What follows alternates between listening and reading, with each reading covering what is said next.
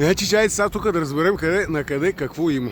Значи, тук имаме Люоянг, Китай на 7800 км. Така. Тук имаме Истанбул. Тук какво имаме? Нещо Гюмри. Нещо... Не може всичките да ги видим. Ето ги тук, гледай. За какво става дума сега? Тесалоники. Това го разбираме. Санкт-Петербург. Тук имаме Шенчен.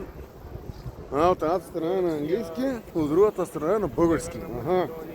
Значи, ето тук имаме. Важното е, че Куманово в Северна Македония е под Лайпциг. И тук имаме Лесковац, Сръбе. И тук другите, дето не се четат особено. Много добре не се виждат. Но в... Какво е това, бе?